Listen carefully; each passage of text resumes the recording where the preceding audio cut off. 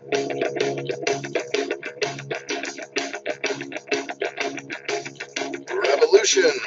Radio.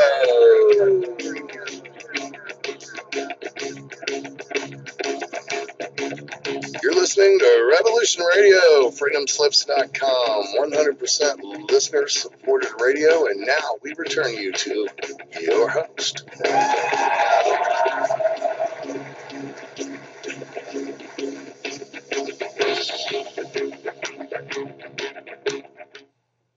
As Dr. Rima says, the heartbeat of health and the drumbeat of freedom. Welcome to the Dr. Rima Truth Reports for May 22, 2014. Our very special guest tonight is Clint Richardson, Common Core, Common Problem. This is Ralph Fusatola, JD, Dr. Rima's co-host for the Dr. Rima Truth Reports, brought to you over Revolution Radio, www.freedomslips.com.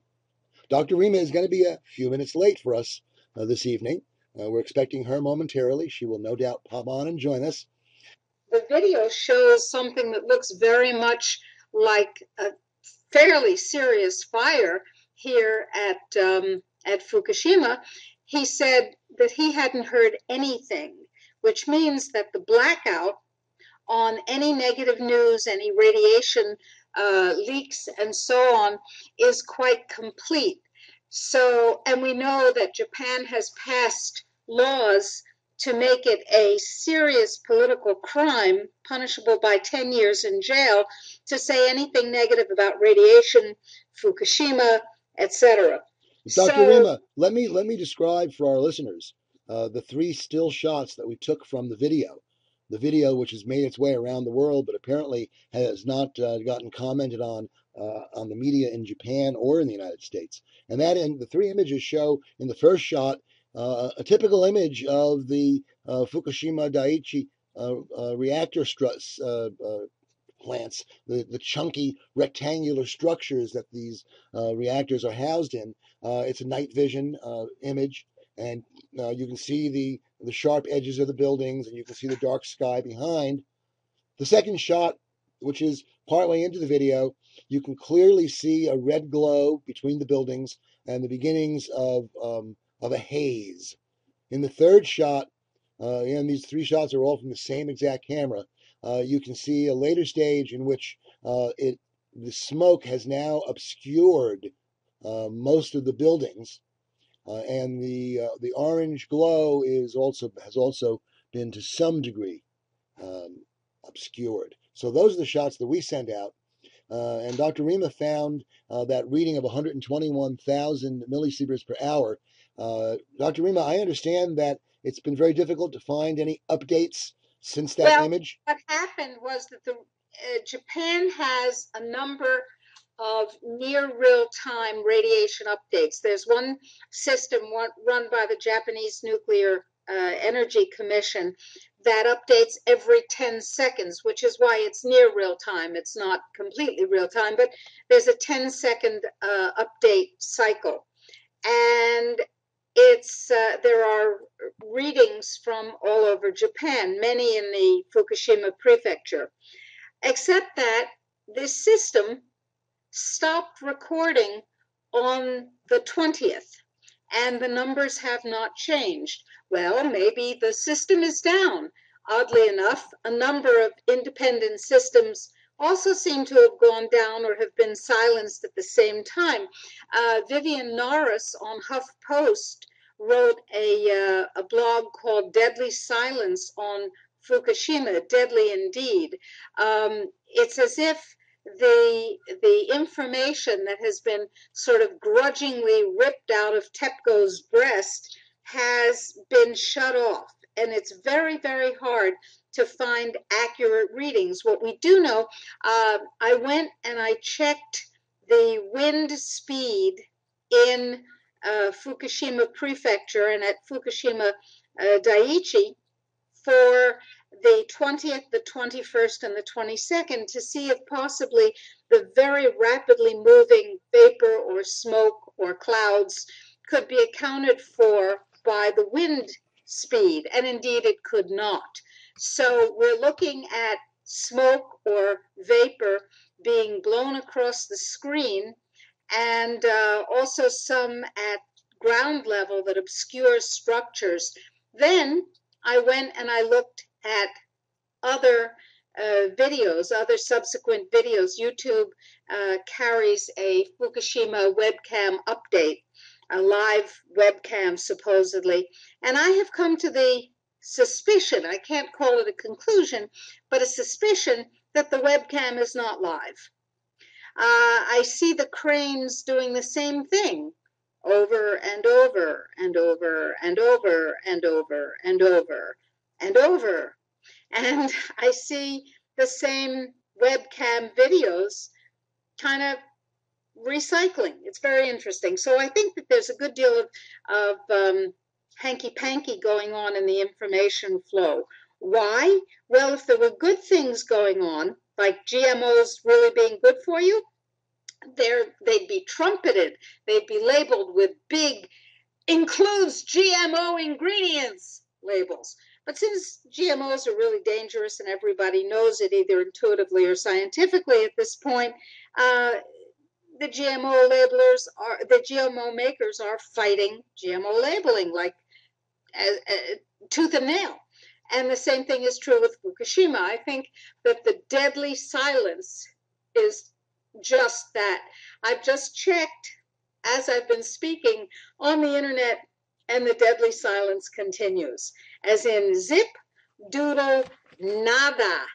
It's the same silence. To say one more thing before we conclude this, it's the same silence that we're getting about the supposed Ebola outbreak in Pisa, Italy, where illegal African immigrants were supposed to have infected Pisa, caused the complete shutdown and lockdown of a hospital where there were supposedly 40 cases of deadly genetically engineered antibiotic-resistant Ebola, and the other half of the workers disappeared into the woods.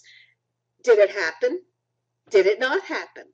Was it a smokescreen to get us to pay no attention to the fact that MERS, Middle Eastern Respiratory Syndrome, really is spreading?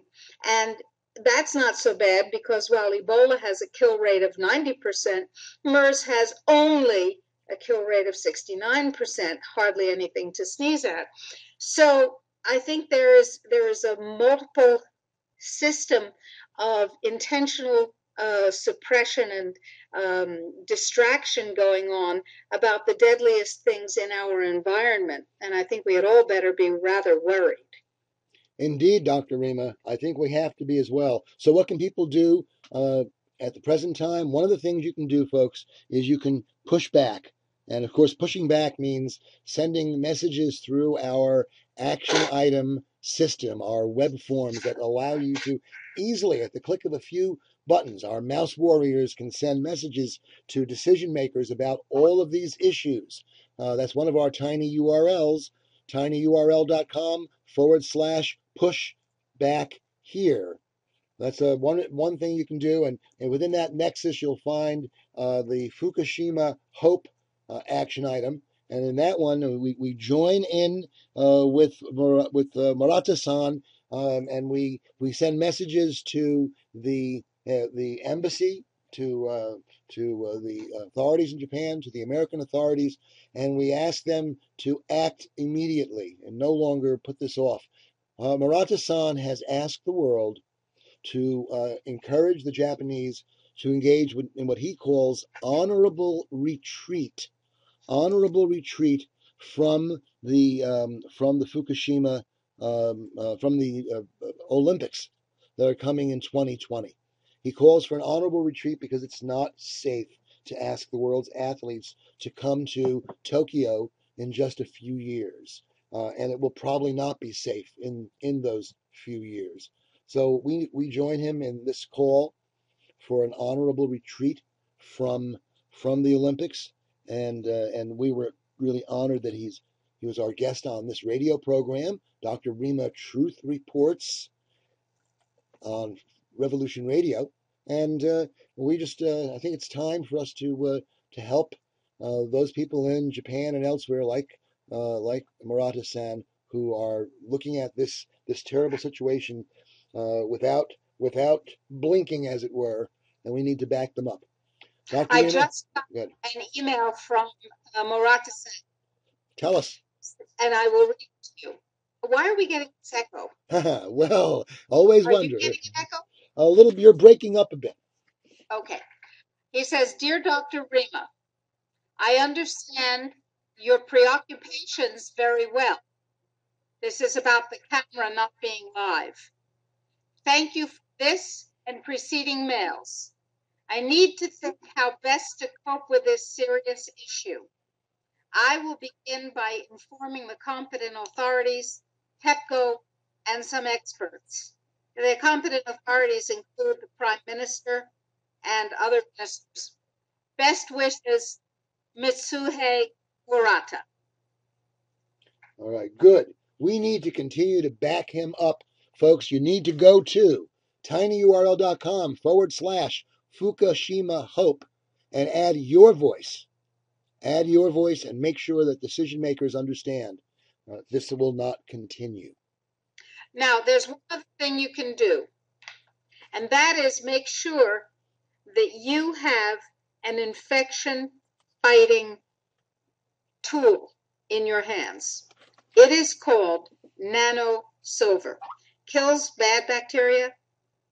If your immune system is weakened by radiation, if MERS comes marching down your street, you need something to kill the bad guys, the pathogens, and leave your beneficial immune supporting bacteria unharmed. And that something is Nano Silver. So if you go to www.drrima, R-I-M-A, knows, K-N-O-W-S, drrimaknows.com, you'll find Silver Sol at a very special price. You need this, and it will sit on your shelf until it saves your life. It's safe. There are no known toxic levels. You can give it to every member of your family, and quite literally, it is the universal antimicrobial, which leaves your beneficial bacteria intact. Now, I am going to stop talking, and I am going to leave the space open for you, Ralph, and for our guest, Clint Richardson, who is a hugely informed and very important observer, commentator, and scholar of these situations, including the globalist attempt to bemuse, befuddle, and enslave us. Ralph, before I ask Clint to come on the airwaves, did I leave out anything? Would you like to add anything? Nope, I think we're perfectly fine. I think we've brought people up to date on the situation in Fukushima. That's an important thing. This particular section of the program is going to be archived as an additional archive on that topic. Clint, do you have any information or thoughts to share with us on the issue of Fukushima? Well, I don't follow Fukushima too much, but I will say this. When I did look into it, I always look at things, as I always say, if you want to know something about what's going on, you always go to the financial reports of the company or the government to find out what's really happening. And when I did the research, this is very hard for people to accept, unfortunately, but when I did the research, I found out that the companies that are responsible, the prefectures over there, are all actually government-owned corporations. So TEPCO, when I look in, say, the CALPERS pension fund list of asset holdings, I can find not only TEPCO, but I can find the 9 or so different nuclear corporations over there that are handling all of they're basically each in each prefecture over there. So the point of this is we have to understand how global governance works, not government, but governance. When you're talking about governance of corporations, they call it corporate governance. And so basically the governments that have the stock ownership in everything from Microsoft to your banks to nuclear corporations like this, energy corporations, they have the power as the combined collective shareholder, literally ownership shareholder of these corporations. They can literally, through proxy shareholder votes, they can force anything to happen. If they want BP, for instance, to clean up their oil spill, they could force it, because government in all cases is generally the main shareholder. So you have basically a giant system of corporate governance going on, where governments across the world, but especially the United States, Canada, and the first world governments, are all the major stockholders, the institutional holders of stock. So what is happening in Fukushima could be very easily not only be controlled by government, but also be controlled by the stockholder. In other words, if government chose to be on the side of people and nature and everything else, they could liquidate that company and focus strictly on the cleanup of the spills of the radiation and everything. We have to understand that what's happening with this type of situation is a complete and utter conflict of interest, because it's global governance of corporations by government, got the same government that is regulating all of the rules that those corporations operate under. So in an instant, government could vote through its shareholder votes. Now, when a government votes, they vote on such things as mergers and acquisitions, and you can verify this by simply going to, say, CALPERS and looking at their corporate governance policies. They vote on mergers and acquisitions, how much CEOs should be paid, and especially they vote for who's going to be on the board of directors. So every board of directors out there is literally voted in by government, not just single governments, but collectively all the governments that own the stock.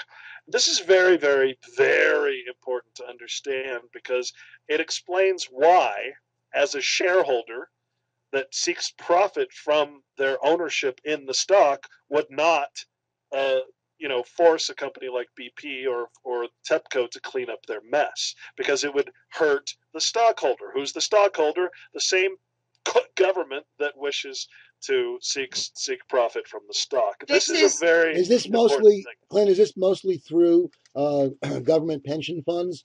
Because unlike private citizens who are stuck with the Social Security hole in the ground, government employees have actual real pensions with real assets, and I assume that Right. those pension funds are the instrument through which a lot of these holdings are held.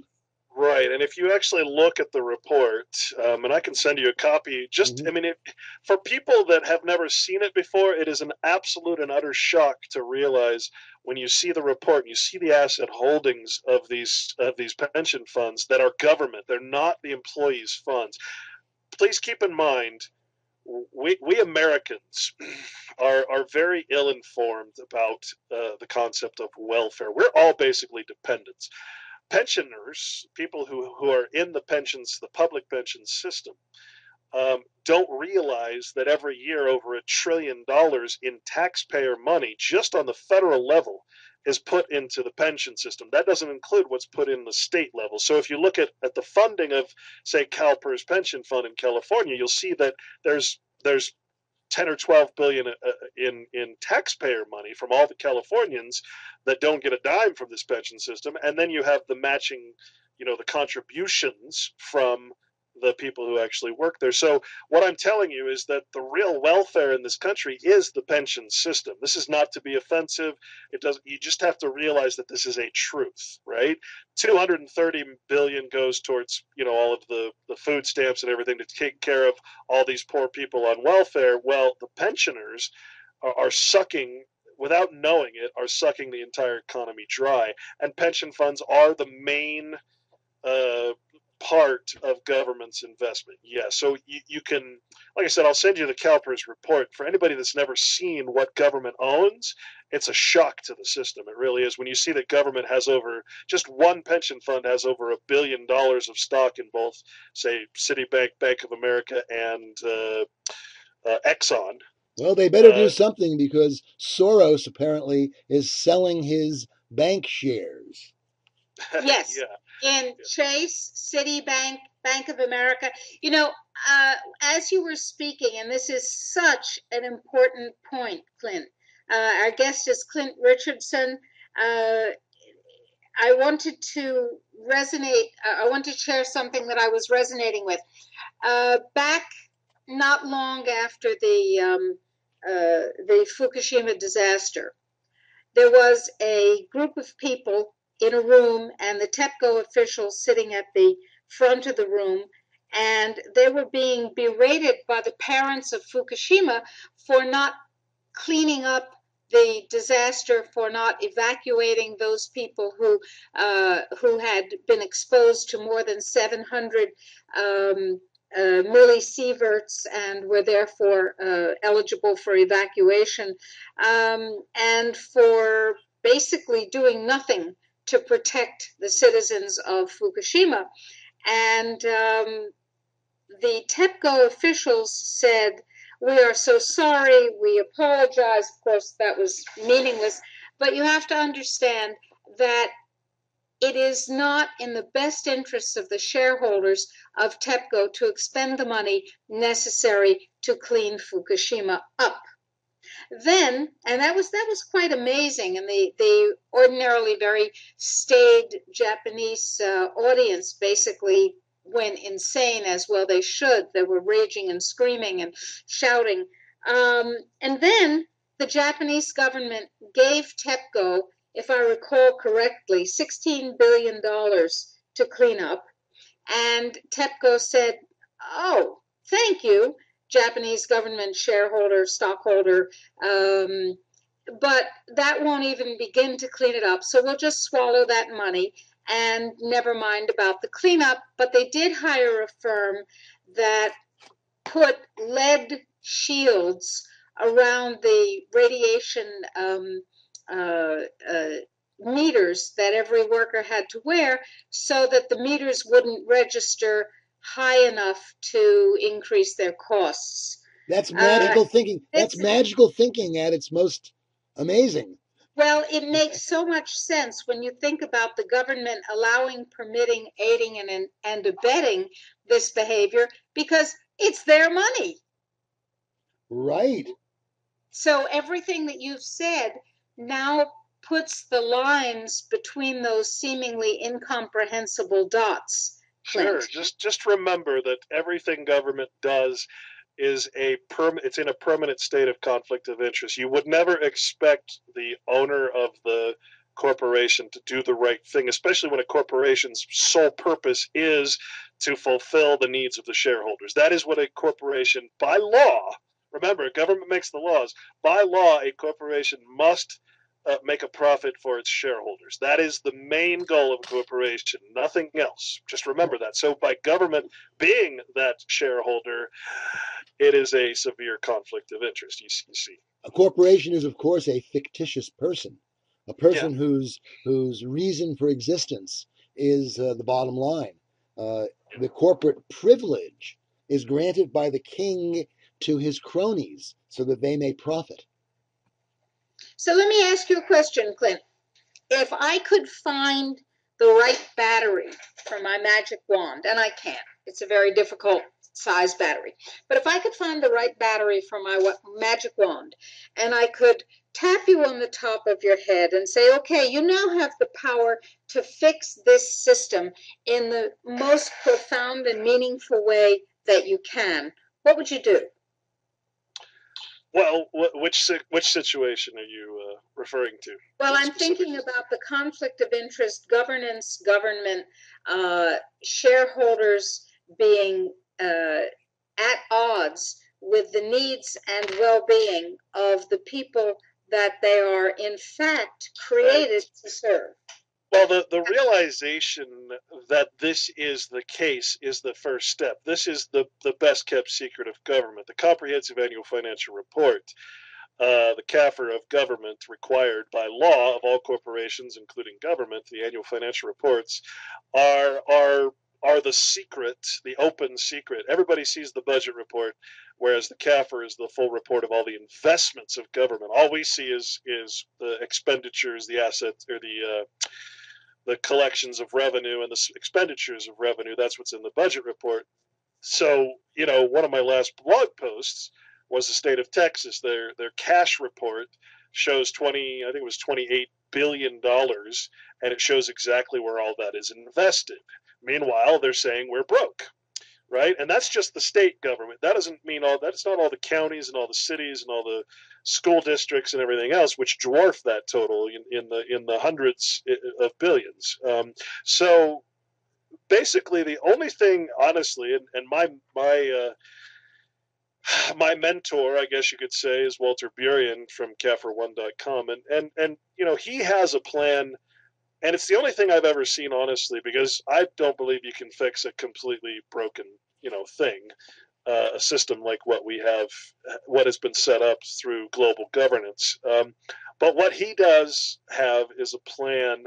It's called the Tax Retirement Fund, which literally means retire tax, because tax is nothing more than revenue collection, basically. That's all taxation is. It's not a requirement, it's a contribution. It's all voluntary. All it really is a revenue source, just like any other corporation would collect. And his tax retirement fund basically sets up cities to end taxation and use all of the investment wealth, because it already exists. That's the hard part for people to grasp, is that this system of investment through government it already exists. It started way back in the early 1900s when they started using private associations as the governance tool to make all these laws and rules. So your whole government is basically run by private associations at this point, non-governmental NGO, private associations. So his plan is basically to say, well, look, government has all of this investment wealth already. It's already there. This is reality we're talking about. Let's take that and say, okay, we can control these corporations through corporate governance, because the people technically through government own these corporations. We can control the corporate governance. We can control who's on the boards. We can literally change these corporations. And of course, the boards of directors actually elect the CEO. Just to give you an example, okay, Microsoft, one of the worst corporations in the world as far as I'm concerned. Government is, I would probably estimate, 50 to 70% the shareholder of Microsoft. Bill Gates, on the other hand, 1 or 2%. What we do is we mistake the CEO of the corporation as the owner of the corporation, and that's far from the truth.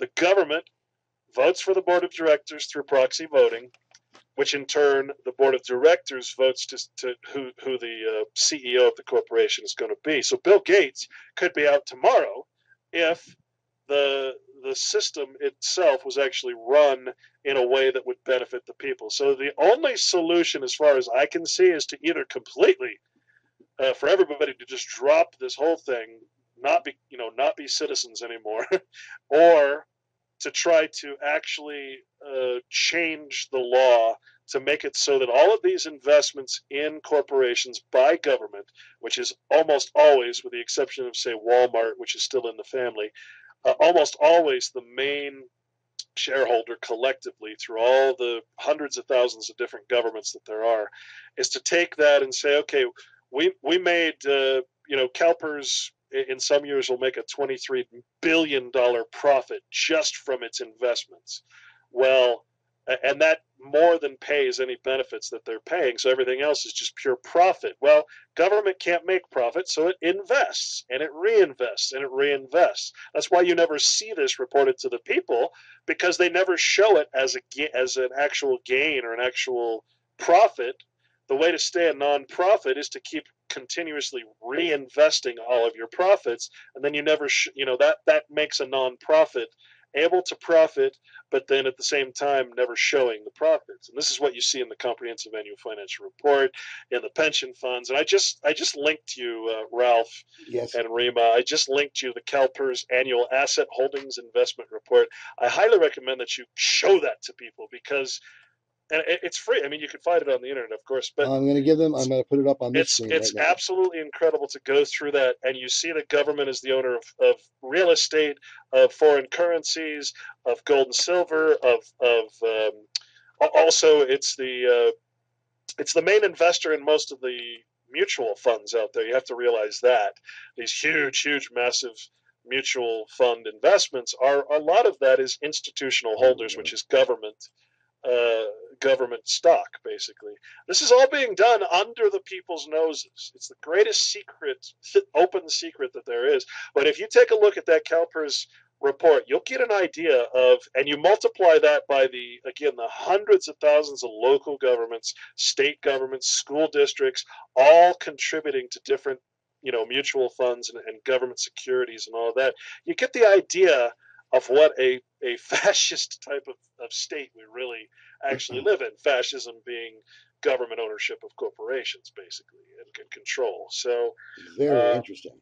yeah, it's I've always thought that that it is unfair for the government bureaucrats who created the situation we have that huge pile of assets that's being held by, as you said, in proxy, ultimately to support their pensions, yeah. while the rest of us have the hole in the ground known as Social Security. And I've always thought of what I consider the fair retirement reform, which would be to take all of those private pension funds that are used to back up government pensions, not the private pension funds that are for private pensions, though, and put them all into Social Security.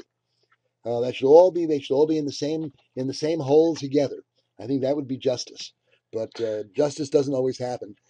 Well, and that's the thing, there has to be, my opinion, and it's a lonely opinion. I didn't have it before I met Walter Burien, who really, hit it home, is that there has to be a certain sense of forgiveness, even if you want to say jubilee, from the Bible. There has to be a forgiveness. If we want to turn this thing around and actually start benefiting all mankind, we have to say, okay, what people have been doing, and this is very important as well, all this stuff is legal. You can do anything. The worst crimes against humanity can be justified because it's legal. You know that, Ralph. You can have license to kill, to rape, to pillage, to collect booty.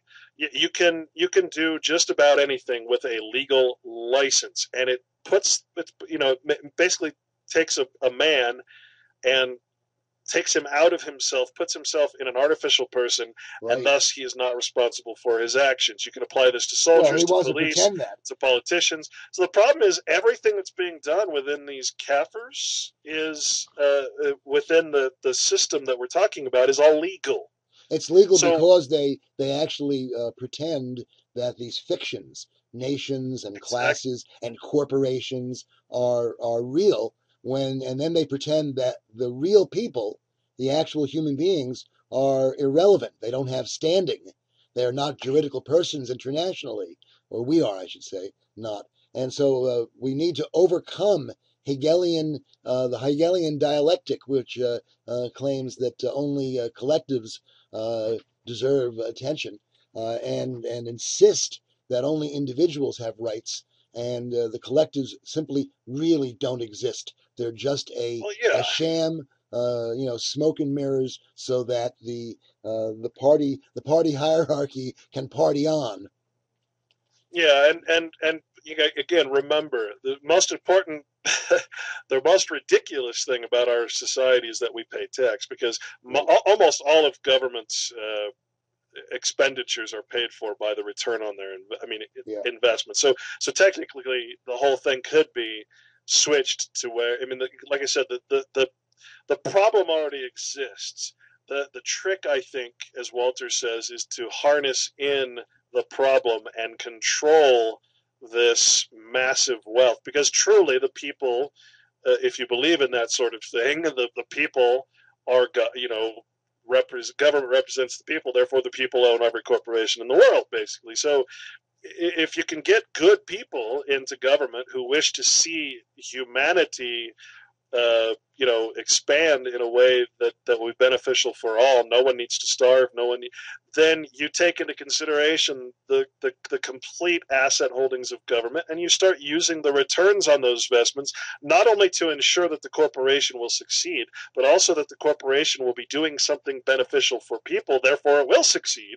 And it's just, if you start thinking in terms that way, that you're already in basically a fascist state, then you can possibly start changing the legal codes to where all this organized crime, and that's what government is. Let's face it, it is organized crime. It is a way to create laws to justify crime and give license for crime. Well, if you change the law, and that's going to take the people, of course, and the voting process, just even one venue at a time, one city, one county, one school district at a time, you can literally start changing the law to where that return on investment actually starts doing nothing but benefiting society instead of just a few politicians, banks, and basically a full circle of cronyism where, again, the corporation's sole purpose is to benefit its shareholder and make it money. Its shareholder is the corporation, or the government, I should say, that created that role in the first place. So it's a vicious cycle. Wow. Your concept, your data, let's not call it a concept because it's data, that taxes are not only a fraud, not only unsanctioned by even a legal structure, but that certainly in the United States, the whole tax system is unnecessary and therefore triply offensive, because in fact governments have plenty of money. Where that's shocking to many people. Where's the money going? Where's the plenty of money going? That's the trick, you see, and this is the hard part to understand, because all of these funds, like just take the CalPERS fund. I mean, last time I checked, I haven't looked at it in about a year, but in 2012 or so, it was at $200 and almost $50 billion, okay, just to support the pensioners, and the pension costs are only, I don't know, $9 billion at the most. I mean, so to pay out all the benefits and everything, and employees and all the fees and everything else, about $9 billion. Well, that's as much as the employees contribute. Then you have all the taxpayer money going in there in the amount of $10 or $11 billion as well. So all of that is extra. If you understand what I said before, which is the way that a government stays in the non-profit realm, which is required by law, you have to understand two things. First of all, you're not just a taxpayer, okay? You wear two hats. Sometimes you're a taxpayer, and that's when you pay taxes. The rest of the time, you are a customer. Government calls you a customer when you're paying for electricity, when you're paying for sewer, when you're paying. Government literally has the monopoly on the sewer industry. It has the monopoly a lot of times on the energy. You can't get your cable, your energy, your trash, for instance. These are all for-profit businesses, but in order to keep them in the non-profit realm, I mean, they even in the comprehensive annual financial report, they even divide them between taxpayer and non-taxpayer functions, governmental and non-governmental functions, or governmental and business type functions. They separate them in the CAFR, and that's why you know that government is in the for-profit business, but it hides that through by the investment scam. So it'll take all of its profits from its fees, which are not taxes. I mean, they're illegal taxes, basically. And it of course, reinvest all of that money. It'll put the money into an investment fund, and then it will say, well, we pushed that out of the general fund and into this other fund over here. And because of that, it's restricted. We can't spend it, because we've passed a law that says we can't spend it. Simple as that. We make the rules, tough crap. So, the thing to understand where all the money goes, it stays within government. It goes.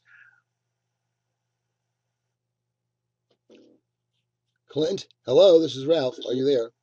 I think we just lost Clint. I'm not sure. We are almost at the break, by the way. We have about 5 minutes left. Clint, are you with us? All right, it says there's a problem. Very interesting. There we go. It says there's a problem with the call. We just lost the connection for just a few moments, and we're calling both Oh, both the studio and Clint. Corporate bonds are extremely important to understand, and you'll find that the report I sent you, by the way, that CalPERS report, in order to get all of the information and list all of the stocks, all of the things that government is invested in, all the securities, by the way, government is the biggest investor, if not the only investor, in mortgage-backed securities. Where do you think all that's going? That's government investing in those types of junk securities. That's where all the money comes from. So in the section called corporate bonds, what is a bond but a low interest loan? Right? Well, who do you think is funding all of the bonds across the nation? Government borrows from itself. We're not in debt. Government's in debt to itself. That's the truth of the reality. So a corporate bond is literally when your government takes your taxpayer money, puts it into an investment fund, and then loans it out to companies like Raytheon or Monsanto or Microsoft, and then or Walmart, and then that corporation expands the corporate. And so a corporate bond is nothing more than a low interest taxpayer loan to a private corporation who then will use that money to expand, to purchase new things, so the taxpayers are literally, more than anything, supporting the corporate structure of the world through this. So in answer to your question, which was where does all this money go, literally it's all tied up in this type of investment, in securities, mortgage-backed securities, bonds that go straight to corporations. Let me give you an example of how bad that is.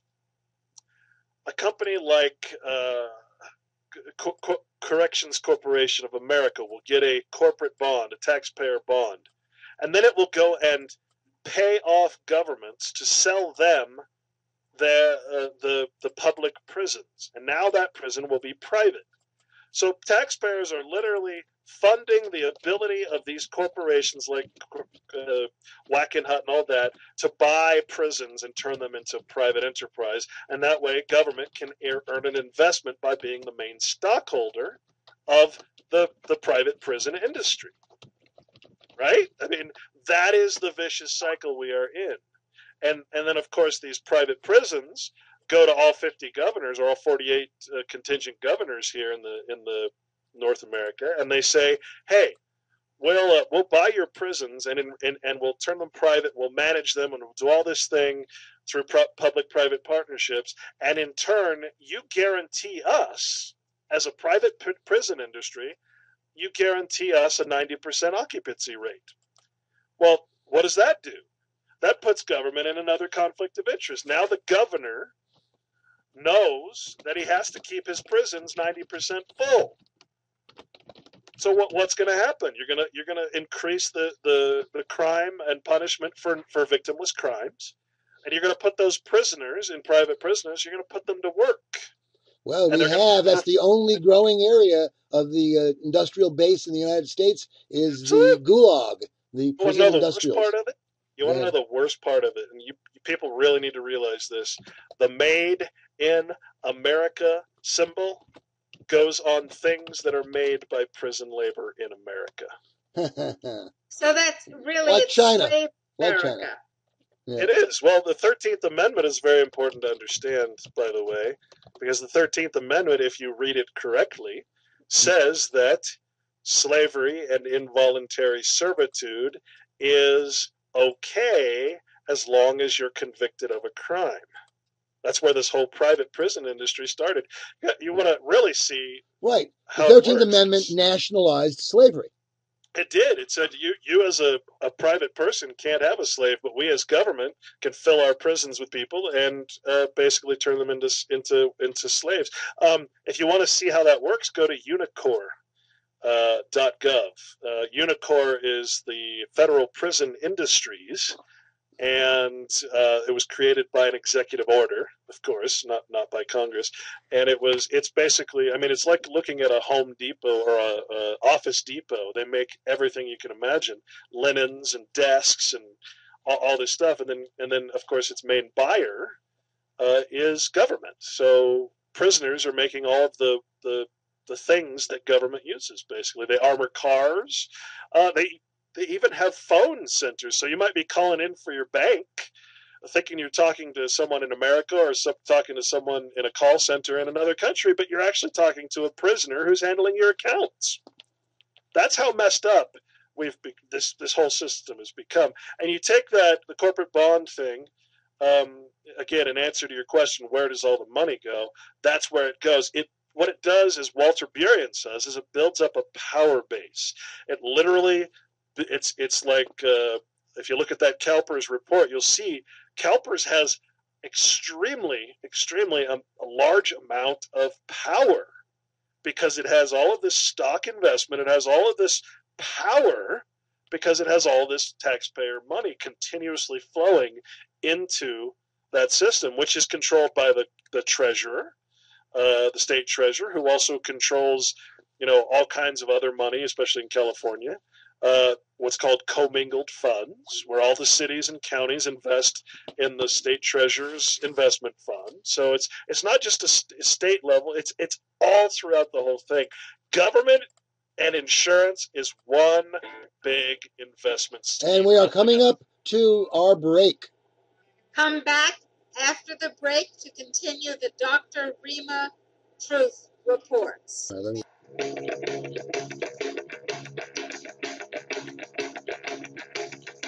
Revolution Radio.